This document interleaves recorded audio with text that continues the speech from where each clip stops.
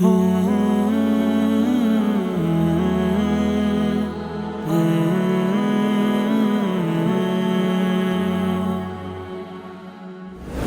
لله رب العالمين، والصلاة والسلام على أشرف الأنبياء والمرسلين محمد وآله وأصحابه أجمعين. مسلمانان ورونو مونږ چې د علم التجوید در شروع کړی دی، زمونږ مقصد پکې دا دی چې مونږ د الله رب العالمین کتاب صحیح وایو او د الله رب العالمین د کتاب حق ادا کو.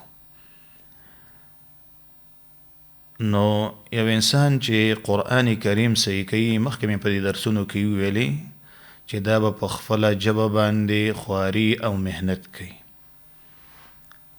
او بل علم التجوید مقصد هم دا دی چې مونږ قرآن کریم صحیح ادا کو. اوس که مونږ تجوید قواعد زده کو او قرآن کریم صحیح نه وایو، نو د دې تجوید به هیڅ فایده نشته دی. نو د دې دپاره زه یو څو آیتونه وایم او دا د دې مقصد دپاره چې موږ د خپل د الله رب العالمین کوم کتاب چې دی د دې حق صحیح ادا کو. نن شروع کوو په سورة الفاتحه باندې. أعوذ بالله من الشيطان الرجيم. بسم الله الرحمن الرحيم. الحمد لله رب العالمين. الرحمن الرحيم. مالك يوم الدين. إياك نعبد وإياك نستعين. اهدنا الصراط المستقيم.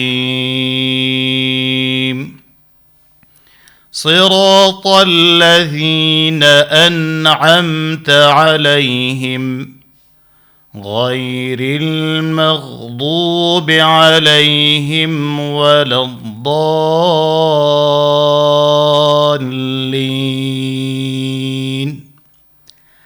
الحمد د اعوذ بالله وبسم الله وضاحت می تیر دس کې کلو.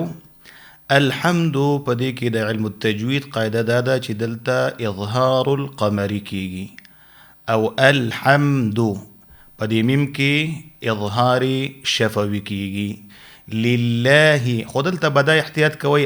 الحمد اکثر خلک زور ورکی ها په ها باندې بدل کی. اوس مې په درس کې ویلي چې دا لحن جلی دی، د دې نه ځان ساتر پکار دی. الحمد کی یا د دال فیش له زور ورکی الحمد. دلته ګوره اوس واو پیدا شو، دا فاحشه غلطی ده او دا لحن جلی دی، د دې نه ځان ساتل پکار دی. لله لفظ د الله دا لام چې کم دی دلته باریک او ترقیق سره ادا کیږي. رب العالمین.